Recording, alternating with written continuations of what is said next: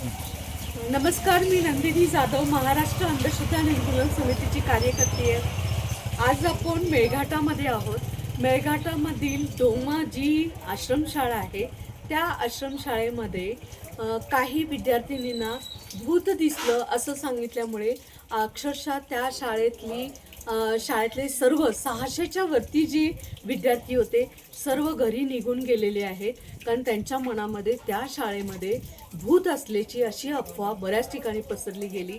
त्यातल्या त्यात एक 15 ते 16 मुलींना जास्त मोठ्या प्रमाणामध्ये भूत दिसलं आणि त्याच्यामुळे त्रास झाल्याचं जाणवलं आणि त्यामुळे महाराष्ट्र अंधश्रद्धा निर्मूलन समितीचे कार्यकर्ते माझ्यासोबत रामभाऊ डोंगरे आहेत, ते नागपूरवरून आहेत, प्रवीण देशमुख सर आहेत, ते मुंबईवरून आहेत आणि मी नंदिनी जाधव, मी पुण्याहून आहेत। आम्ही सर्व राज्याचे कार्यकारिणी सदस्य आहोत आणि ह्या मेळघाटातल्या ज्या विद्यार्थिनीला त्रास झाला त्या विद्यार्थिनीच्या घरी जाऊन आम्ही त्यांचं समुपदेशन करत आहोत आणि पाच डोंगरी आहे किंवा खडीमल याच्यामध्ये जाणार आहोत, चुनकडी आहे, एकताईमधल्या 6 मुलींचं आम्ही प्रबोधन केलेलं आहे।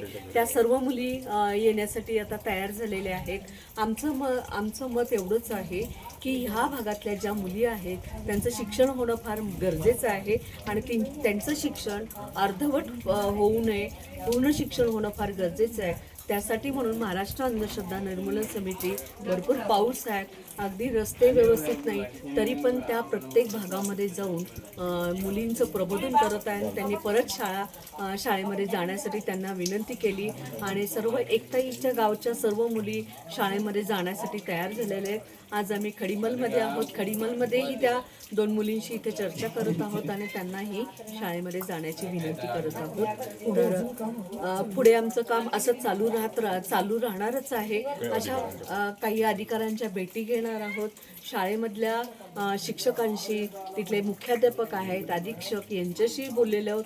त्या शाळेमध्ये स्वतः आम्ही राहिलेलो आहोत, त्याच्यामुळे त्या ठिकाणी भूत वगैरे असं काही नाही आहे, पण ती एक मुलांच्या डोक्यामध्ये भीती बसलेली आहे आणि ती अफवा आहे। त्याच्यामुळे सर्व विद्यार्थ्यांना मला एक विनंती करायची आहे की असं भूत वगैरे कुठे नसतं, तर आपलं शिक्षण महत्त्वाचं आहे आणि शिक्षण घेण्यासाठी आणि शिक्षण पुन्हा आपलं चालू करण्यासाठी परत शाळेमध्ये जावे अशी मी महाराष्ट्र अंधश्रद्धा निर्मूलन समितीच्या माध्यमातून आवाहन करते।